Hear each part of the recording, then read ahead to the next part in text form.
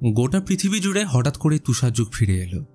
পৃথিবীর এই প্রতিকূল পরিস্থিতির মধ্যে শেষ বেঁচে থাকা কিছু মানুষকে নিয়ে রওনা দিল একটা ট্রেন, যা বিগত 17 বছর ধরে ক্রমাগত ছুটে চলেছে 4,38,000 কিলোমিটার লম্বা ট্র্যাকের উপর দিয়ে, যার ভিতরে না মরুভূমির গরম পৌঁছবে না আন্টার্কটিকার ঠান্ডা। কিন্তু এই ট্রেনে সবাইকে নিরাপদ, সবাইকে সমানভাবে বেঁচে থাকার অধিকার পেয়েছিল, নাকি কারোর জন্য সেই ট্রেনটাই হয়ে ওঠে চলমান নরক? কারণ সবচেয়ে বড় দানব কখনো জঙ্গলে থাকে না, মানুষের মুখোশেই লুকিয়ে থাকে। কি এমন আছে এই ট্রেনে? পৃথিবীর অবস্থা এমন কি করে হলো? এই সকল প্রশ্নের উত্তর নিয়ে আজকের মুভি স্নোপিয়ার্সার। সময়টা 2031 সাল। পৃথিবীতে তুষার যুগের সূচনা হওয়ায় প্রায় সব মানুষ মারা যাওয়ার পর যারা সার্ভাইভ করেছে তাদের আশ্রয় দেওয়া হয়েছে একটা ট্রেনে, যেটার নাম স্নোপিয়ার্সার। এই ট্রেন নির্মাণ করে একজন পরিবহন ব্যবসায়ী উইলফোর্ড। সে ট্রেনটাকে এমনভাবেই তৈরি করেছিল যাতে ভিতরের তাপমাত্রা মানুষসহ সমস্ত রকম প্রাণীর বসবাসের অনুকূল থাকে। ট্রেনটা গত 17 বছর ধরে গন্তব্যহীনভাবে পৃথিবীকে প্রদক্ষিণ করে যাচ্ছে।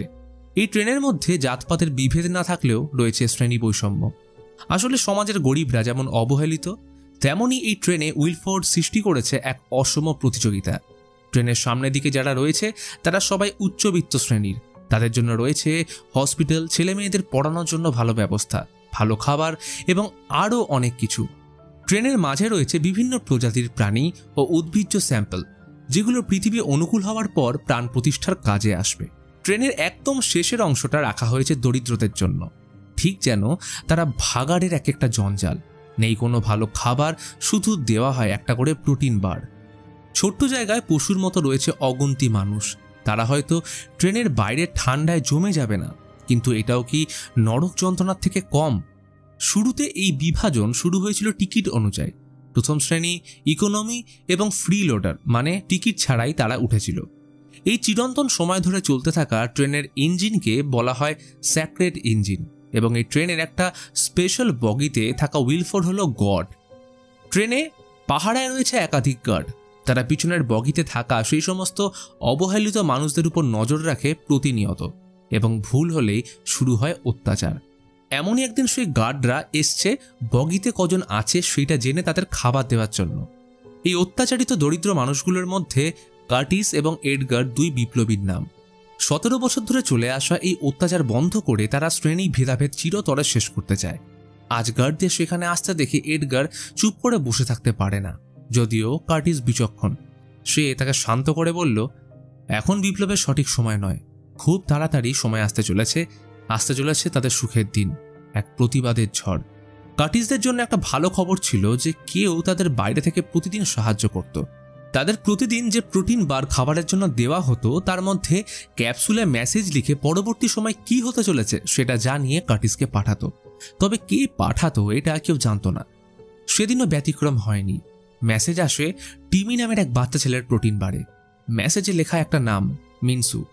সে একজন সিকিউরিটি এক্সপার্ট এবং সে এখন জেলে বন্দী। কার্টিস মেসেজটা নিয়ে আসে তাদের পূর্ববর্তী অভিজ্ঞ নেতা গিলিয়ামের কাছে। তার একটা হাত নেই। গিলিয়াম এবং কার্টিস মিলে পরিকল্পনা করে, তারা যদি ট্রেনের ইঞ্জিন সেকশন অবধি কোনোভাবে পৌঁছতে পারে তাহলে তাদের উপর যারা এতদিন অত্যাচার করছে তাদের মেরে পুরো ট্রেন নিজের নিয়ন্ত্রণে নিয়ে আসতে পারবে। কিন্তু তারা বর্তমানে ট্রেনের একদম শেষের দিকে রয়েছে। এর আগে রয়েছে কোয়ারেন্টাইন সেকশন, এবং তার আগেই আছে জেলখানা, যেখানে মিনসু বন্দী। যদি তাদের ট্রেনের ইঞ্জিন অবধি পৌঁছতে হয় তাহলে মিনসুর সাহায্যের প্রয়োজন হবেই। একমাত্র সেই পারবে তাদের ইঞ্জিন অবধি নিয়ে যেতে। কিন্তু সমস্যা হলো, তাকে জেল থেকে ছাড়াতে হলে 3টে গেট পার করতে হবে, যা খোলা থাকে মাত্র 4 সেকেন্ডের জন্য। তাই তারা ঠিক করে গার্ডরা যখন তাদের খাবার দিতে আসবে সেই সময়টাই তাদের জন্য হবে সবথেকে ভালো সুযোগ। গিলিয়ামের থেকে ফিরে কার্টিস রাতে শুতে এলে সেই সময় আবার গার্ডরা আসে টেল সেকশনের কিছু প্রপার উচ্চতার বাচ্চাদের মেডিকেল চেকআপের জন্য নিয়ে যেতে। সেখানে শুধু গার্ডরাই আসে না, আসে উইলফোর্ডের সহকর্মী ক্লড। দেখে সেখানে একটাও বাচ্চা নেই। সেই টিমি নামের ছেলেটা যে লুকিয়েছিল তার মা তানিয়ার আঁচলে। সে ওদের হাত থেকে পালানোর চেষ্টা করলে সেসব ধরা পড়ে যায়।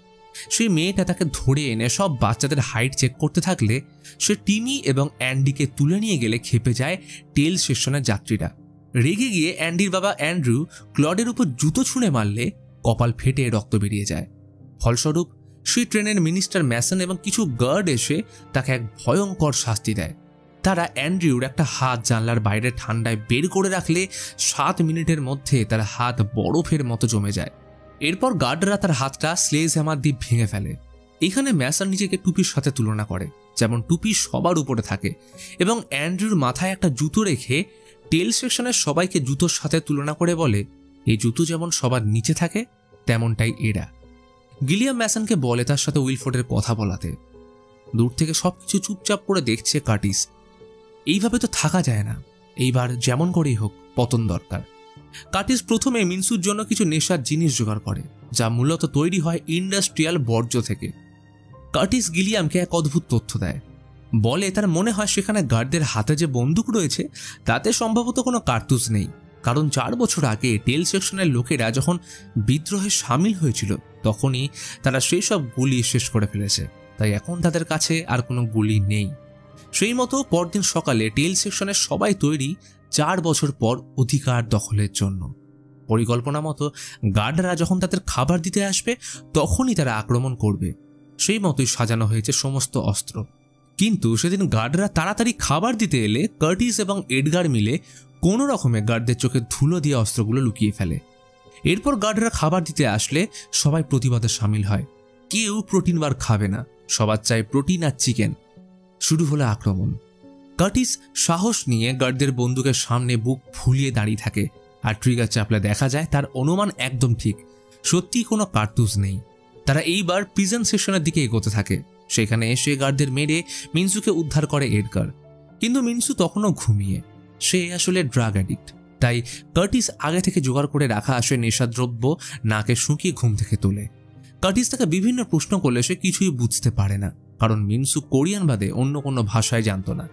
সে একটা ট্রান্সলেটর নিলে অবশ্য কার্টিসদের কথা বুঝতে পারে, কিন্তু সে রাজি না হলে কার্টিস নেশার লোভ দেখিয়ে বলে তারা যত আগে যাবে তাকে একটা করে নেশাদ্রব্য দেওয়া হবে।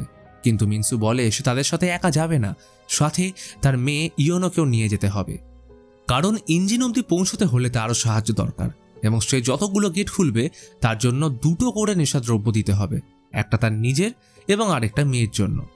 অতঃপর শর্তে রাজি হলো কার্টিস। কাজ শুরু করে মিনসু এবং ইয়োনো।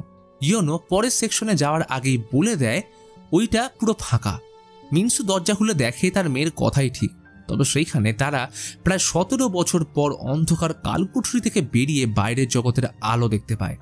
গিলিয়াম বলে বাইরে এখনো বরফ জমে আছে, 17 বছর আগে যা ছিল একদম সেই রকম, বেরোলে নিশ্চিত মৃত্যু। তারা পরের সেকশনে যাওয়ার আগে ইয়োনো বলে কেউ রুম থেকে এদিকে দৌড়ে আসছে। মিনসু দরজা খুলতে গেলে দেখে সত্যি তাই, তাদের পুরনো বন্ধু পল দৌড়ে আসছে। সে একসময় তাদের সাথে টেল সেকশনে থাকতো, তবে রান্নায় দক্ষ হওয়ায় তাকে তারা নিয়ে যায়। কার্টিস সেখানে দেখে তাদের যে প্রোটিন বার দেওয়া হয় সেগুলো আসলে পোকামাকড়ের নির্যাস। কার্টিসের এটা দেখেই কান্না পেয়ে যায়। সে রেগে পলকে মারতে গেলে একটা ক্যাপসুল খুঁজে পায়, অর্থাৎ তাদের জন্য আর একটা মেসেজ।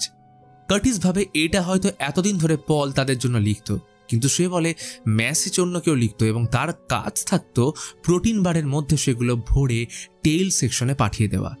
গিলিয়াম দেখে মেসেজে লেখা ওয়াটার, অর্থাৎ তাদের বলা হচ্ছে ওয়াটার সাপ্লাই সেকশন অবধি যেতে, যেখানে জলকে পরিষ্কার এবং রিসাইকেল করা হয়।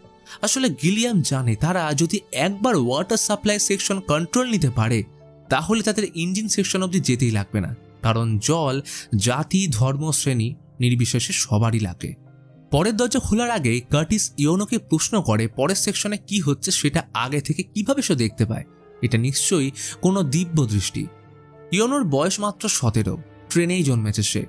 জন্ম থেকেই কোনোদিন পৃথিবীর আলো দেখেনি, তাই সে জানে না দিব্য দৃষ্টি কাকে বলে।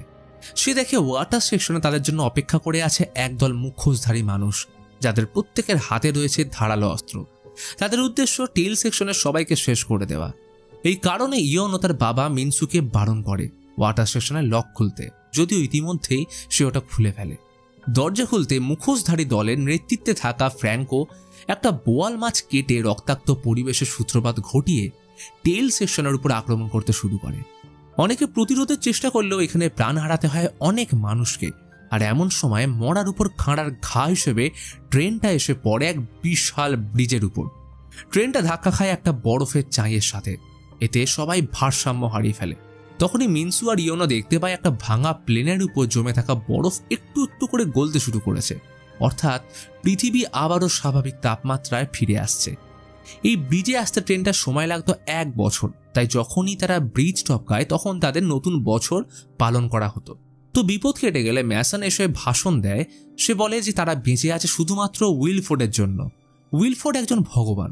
আসলে তার এই ভাষণ ছিল একটা চোখের ধাঁধা, কারণ তারা জানতো এই ব্রিজের পরেই আছে একটা অন্ধকার টানেল, যা সুযোগ নিয়ে তারা শেষ করে দিতে পারবে পুরো টেল সেকশনকে।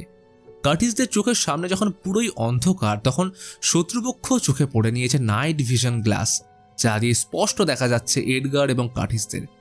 টানেল আসতেই আবার ম্যাসনের লোকেরা টেল সেকশনের উপর আক্রমণ শুরু করে। তবে টেল সেকশনের লোকেরাও মশাল জ্বালিয়ে নিজেদের প্রাণ বাঁচানোর চেষ্টা করলেও প্রাণ দিতে হয় অনেককে, আর শহীদ হয় এডগার। ততক্ষণে কার্টিস এবং বাকিরা অধিকাংশ গার্ডদের মেরে বন্দি করে ফেলে ম্যাসনকে। এডগারের মৃতদেহ দেখে গিলিয়াম এবং কার্টিস ভেঙে পড়লেও তারা নিজেদের লক্ষ্য থেকে বিচ্যুত হয় না।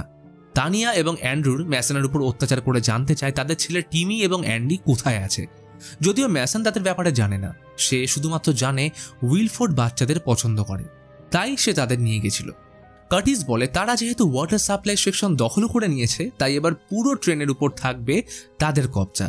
যদিও তাদের এই আশায় জল ঢেলে ম্যাসন কার্টিসকে বলে এটা শুধুমাত্রই একটা ভ্রম, কারণ বরফ গলে জল সামনের সেকশন থেকেই আসে, পিছন থেকে নয়।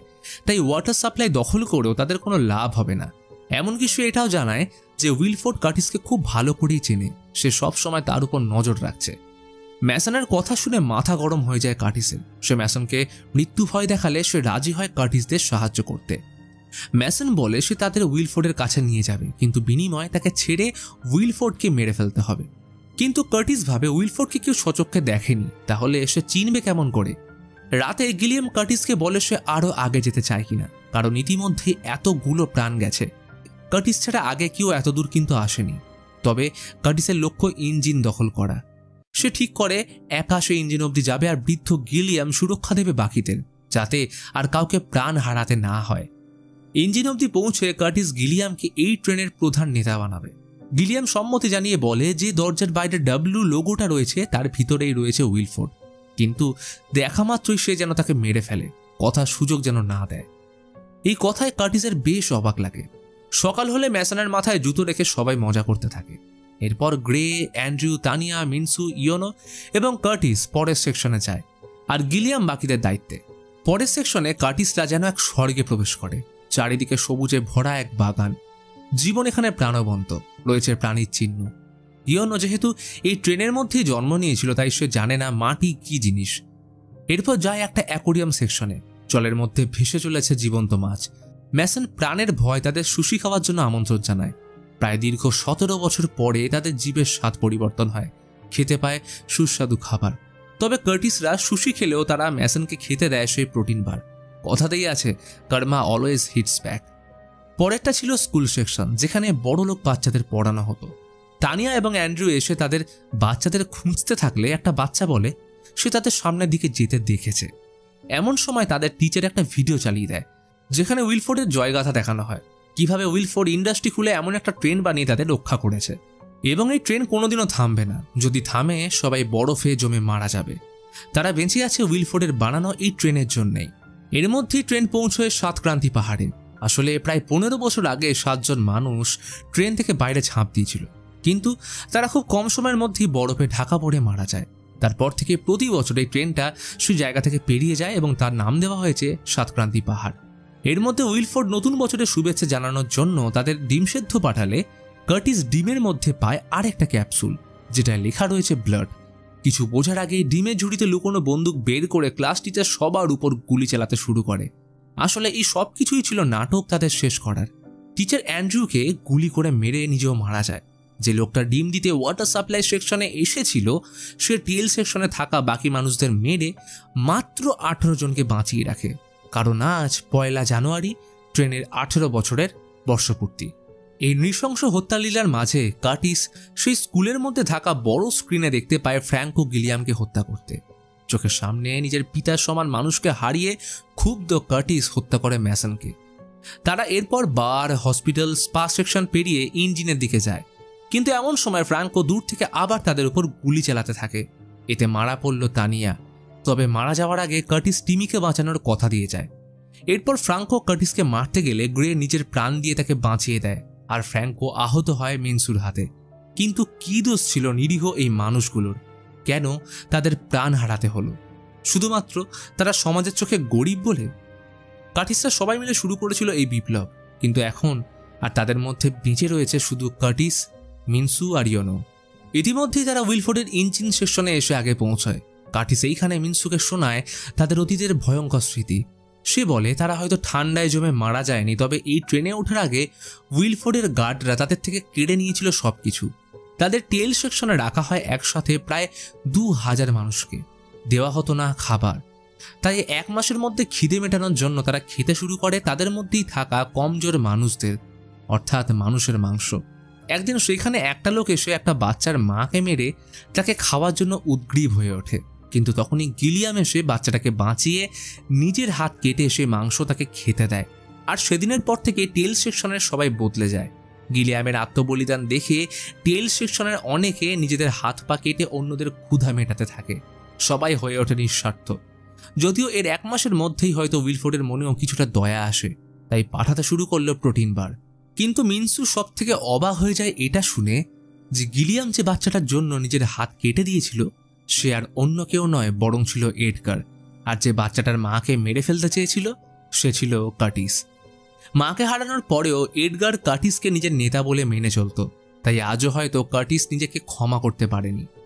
এদিকে কার্টিসকে মিনসু জানায় তারা 18 বছর ধরে বন্দী, তাই সে এখন চায় পৃথিবীর আলো দেখতে। এটাই সঠিক সময় ট্রেনে বিস্ফোরণ ঘটিয়ে বাইরে যাওয়ার। মিনসু অনেকগুলো নেশার জিনিস বের করে বলে আসলে তারা যখন তানিয়া এবং গ্রেগকে হারিয়ে ক্লাব সেকশনে প্রবেশ করেছিল তখন ক্লাবের মধ্যে থাকা সব ছেলে মেয়েগুলো ছিল এর আসক্ত, আর মিনসু সেই সুযোগ নিয়ে সবার কাছে থাকা নেশার দ্রব্য নিয়ে নিজের কাছে মজুত করে রাখে বিস্ফোরণ ঘটিয়ে ট্রেন থেকে বাইরে যাওয়ার জন্য। কারণ এইগুলো তৈরি হতো ইন্ডাস্ট্রিয়াল বর্জ্য থেকে, যা আসলে একটা শক্তিশালী বোমের মতো কাজ করতে পারে। তখনই উইলফোর্ডের ইঞ্জিন সেকশন থেকে ক্লড এসে মিনসুকে গুলি করে কার্টিসকে ইঞ্জিন সেকশনে নিয়ে যায়। সে বলে কার্টিস আজ উইলফোর্ডের সাথে ডিনারের সুযোগ পেয়েছে। কার্টিসের এতদিন ধরে এইটাই উদ্দেশ্য ছিল, উইলফোর্ডের ইঞ্জিন সেকশন দখল করা। তার জন্যই তাকে হারাতে হয়েছে গিলিয়াম, এডগার, গ্রে, তানিয়া এবং বাকি সবাইকে। সে কিছু না ভেবেই প্রথমবারের মতো ইঞ্জিন সেকশনে প্রবেশ করলে উইলফোর্ড তাকে বলে কার্টিসই হলো সেই প্রথম ব্যক্তি যে টেল সেকশন থেকে ইঞ্জিন সেকশনে পৌঁছেছে, অর্থাৎ পুরো ট্রেনের সব সেকশনের অভিজ্ঞতা তার আছে। এর আগে কোনো টেল সেকশনের মানুষ ইঞ্জিন অবধি আসেনি, আর উইলফোর্ড নিজেও কখনো টেল সেকশনে যায়নি। এখন উইলফোর্ড কার্টিসকে এক ভয়ঙ্কর সত্যের সম্মুখীন করায়। সে বলে ট্রেনের জনসংখ্যার ভারসাম্য বজায় রাখার জন্যই টেল সেকশন এবং অভিজাত সম্প্রদায়ের মধ্যে এই বিভাজন ঘটানো হয়েছিল, যাতে হিংসায় তারা একে অপরকে মেরে ফেলে। এছাড়াও তাদের প্রতিদিন ক্যাপসুলে মেসেজ পাঠানো, ওয়াটার সাপ্লাই অবধি নিয়ে এসে তাদের মেরে ফেলা সবটাই ছিল তার পরিকল্পনা। তবে এই সব কিছুর পিছনে উইলফোর্ড ছাড়াও আরেকজন রয়েছে, আর সে হলো গিলিয়াম। এই গিলিয়াম আসলে ছিল উইলফোর্ডের কাছের বন্ধু। তারা দুজন মিলে পরিকল্পনা করে ট্রেনের মধ্যে বেড়ে চলা জনসংখ্যার ভারসাম্য বজায় রাখতে মাঝের মধ্যেই গরিব মানুষদের আবেগকে উস্কে বিপ্লবের মিথ্যে গুটি সাজানো। এইবারে তাদের পরিকল্পনা ছিল টেল সেকশনের সবাইকে ব্রিজের উপর অন্ধকার টানেল অবধি নিয়ে এসে মেরে ফেলা। তারপর যদি কেউ বেঁচেও যায় তবে তারা প্রাণ ভয় ফিরে যাবে টেল সেকশনে। কিন্তু তাদের এই পরিকল্পনায় জল ঢেলে দেয় কার্টিসের মশাল নিয়ে উইলফোর্ডের গার্ডদের উপর আক্রমণ করার উল্টো চাল। এতে যেমন টেল সেকশনের অনেকেই বেঁচে যায়, তেমনই মারা পড়ে উইলফোর্ডের গার্ডরা। এতে সামনের সেকশনগুলোতে অনেক ক্ষতি হয়েছে, তাই উইলফোর্ড ডিমের ঝুড়ির মধ্যে বন্দুক পাঠিয়ে মেরে ফেলে গিলিয়ামকে। আর এখন উইলফোর্ড চায় কার্টিস যেন সেই ট্রেনের দায়িত্ব নেয়, সে যেন হয় পরবর্তী উইলফোর্ড। কার্টিসের তো এইটাই স্বপ্ন ছিল, তবে সে হতে চায় না পরবর্তী উইলফোর্ড। উইলফোর্ড তাকে বলে মারা যাওয়ার আগে গিলিয়ামেরও এইটাই ইচ্ছে ছিল।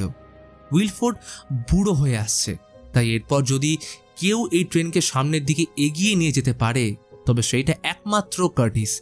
আর এই ট্রেন শুধু একটা ট্রেন নয়, এটা একটা ছোট্ট দেশ। প্রতিটা দেশে তথা সমাজে ধনী গরিবের প্রয়োজন হয়, যাতে গরিবগুলোকে জাতপাত ধর্মের বিভাজনে বোকা বানিয়ে রাখা যায়। দেশের গরিব মানুষরা যেমন সারা জীবন খেটে যায়, তবে বিশ্ব দরবারে নাম হয় বিত্তশালী কিছু মানুষদের। তেমনই হলো উইলফোর্ড। আর সেইটা এখন পাস আউট হবে কার্টিসের হাতে। কারণ দেশ যদি নেতাবিহীন হয় তবে সেইখানে সৃষ্টি হবে অরাজনৈতিকতা। কার্টিস সব বুঝেও চুপ করে রইল। অন্যদিকে আহত ফ্রাঙ্কো সহ অভিজাত সম্প্রদায়ের বেশ কিছু যাত্রী আবার ইয়োনো এবং মিনসুকে আক্রমণ করতে এলে ইয়োনো ক্লডকে আহত করে নেশার জিনিসগুলো দরজার মধ্যে আটকে ইঞ্জিন সেকশনে যায় কার্টিসের থেকে দেশলাই আনতে, এবং মিনসু ততক্ষণে ফ্রাঙ্কোকে মেরে ফেলে। ইয়োনো যখন কার্টিসের থেকে দেশলাই আনতে যায় তখন সে তার দিব্য দৃষ্টি দিয়ে দেখে ইঞ্জিন সেকশনের মেঝের নিচে রয়েছে অ্যান্ডি আর টিমি। তাই সে এবং কার্টিস মিলে টাইলসগুলো সরিয়ে টিমিকে দেখতে পায়। এই অটোমেটেড ইঞ্জিনকে ঠিক রাখতে হলে প্রয়োজন ইঞ্জিনের নিচে কিছু মেশিনকে ঠিক রাখা। সেইখানে জায়গা কম হওয়ায় তারা টেল সেকশন থেকে যাদের বয়স 5 অথবা তার কম তাদের ধরে নিয়ে এসে সেখানে কাজ করায়। এবারে তাই সেটা দায়িত্ব ছিল টিমি আর অ্যান্ডির। এই দৃশ্য গোটা বিশ্ব জুড়ে চলতে থাকা চাইল্ড লেবারের সত্যতা আমাদের সামনে তুলে ধরে। অন্যদিকে কার্টিসের এইসব দিকে মাথা গরম হয়ে গেলে উইলফোর্ডকে আহত করে তার প্রতিজ্ঞা পূরণের জন্য 2 বাচ্চাকে উদ্ধার করতে লেগে পড়ে। এক হাতে এসে ইয়োনোকে দেশলাই দিয়ে ট্রেন বিস্ফোরণের জন্য পাঠিয়ে দেয়, আর অন্য হাত দিয়ে ইঞ্জিনের চলন্ত ম্যানুয়াল সেকশন থেকে উদ্ধার করে অ্যান্ডি আর টিমিকে। যদিও অ্যান্ডি মারা যায় এবং কার্টিসকে বলিদান দিতে হয় তার একটা হাত, পরিণামে বেঁচে যায় টিমি। ইতিমধ্যে ইয়োনো আগুন ধরিয়ে টিমিকে নিয়ে ইঞ্জিন সেকশনের মধ্যে ঢুকে পড়ে যাতে বিস্ফোরণে তাদের ক্ষতি না হয়। মিনসু চেষ্টা করে ইঞ্জিন সেকশনের গেটটা বন্ধ করতে, কিন্তু সেটা করার আগেই মিনসু আর কার্টিস মিলে ইয়োনো আর টিমিকে জড়িয়ে ধরলে বিস্ফোরণ সহ গোটা ট্রেন উল্টে যায়। ধ্বংস হয় পুরো ট্রেন, বা বলা যেতে পারে তথাকথিত সমাজ ব্যবস্থা। উপস্থিত সকলে মারা গেলেও মিনসু আর কার্টিসের বলিদানের জেরে বেঁচে যায় ইয়োনো আর টিমি। প্রথমবারের মতো বাইরের পৃথিবীতে পা রাখে ট্রেনে জন্ম নেওয়া টিমি আর ইয়োনো। গরম পোশাক পরে তারা ট্রেন থেকে বেরিয়ে আসলে দেখে সামনে রয়েছে একটা পোলার বিয়ার, অর্থাৎ পৃথিবীর তাপমাত্রা পুরোপুরি স্বাভাবিক না হলেও তা এখন মানুষ সহ অন্য প্রাণীদের বসবাসের যোগ্য। আর এইখানে শেষ হয় আজকের মুভি স্নোপিয়ার্সার, যা আমাদের শিখিয়ে দিয়ে যায় যে সমাজের মধ্যে থাকা বৈষম্য যদি বিপ্লবের রূপ নেয় তবে তা ঠিক কতটা ভয়ঙ্কর হতে পারে। তো এখন প্রশ্ন হলো, পৃথিবীতে হঠাৎ করে তুষার যুগের সূত্রপাত হলো কি করে? আসলে 2007 সাল থেকে অত্যাধিক গাছ কেটে ফেলায় পৃথিবীর তাপমাত্রা বেড়ে যাওয়ার ফলে পৃথিবী হয়ে ওঠে মানুষের বসবাসের অযোগ্য। তাই বিজ্ঞানীরা অনেক গবেষণার পর 2014 সালের 7ই জুলাই পৃথিবীকে গ্লোবাল ওয়ার্মিং থেকে বাঁচানোর জন্য স্ট্র্যাটোস্ফিয়ারিক অ্যারোসল ইনজেকশনের মাধ্যমে একটা বড় পদক্ষেপ নেয়। পৃথিবীর তাপমাত্রা নিয়ন্ত্রণের জন্য 79টি দেশ মিলে সিদ্ধান্ত নেয় CW7 নামে একটা অ্যারোসল পৃথিবীর বায়ুমণ্ডলের মধ্যে ছড়িয়ে দেওয়ার, যার ফলে পৃথিবীর তাপমাত্রা কমতে থাকে। তবে সেটা এতটাই কমে যায় যে পৃথিবী হয়ে ওঠে মানুষ তথা যে কোনো প্রাণীর বসবাসের জন্য অযোগ্য। অর্থাৎ বিজ্ঞানীদের এই পরীক্ষা ভয়ানকভাবে ব্যর্থ হয়, ফলে পৃথিবীতে আবার সূচনা হয় তুষার যুগের। বলে রাখি, এমন ঘটনা কিন্তু মুভিতে নয়, বরং চীন, জাপান, ইন্ডিয়া সহ বেশ কিছু দেশ অলরেডি ওয়েদার চেঞ্জ করার পদ্ধতি বানিয়ে ফেলেছে। কিন্তু মানুষ ভাবে সে পৃথিবীকে নিয়ন্ত্রণ করে, কিন্তু প্রকৃতি অপেক্ষা করে না, কারণ যখন সীমা ছাড়ায় তখন সে নিজেই নিয়ন্ত্রণ নেয় নির্মমভাবে। তো ভিডিওটা ভালো লাগলে একটা লাইক করে দিও, এবং যারা নতুন আসছো তারা সাবস্ক্রাইব করে দিও।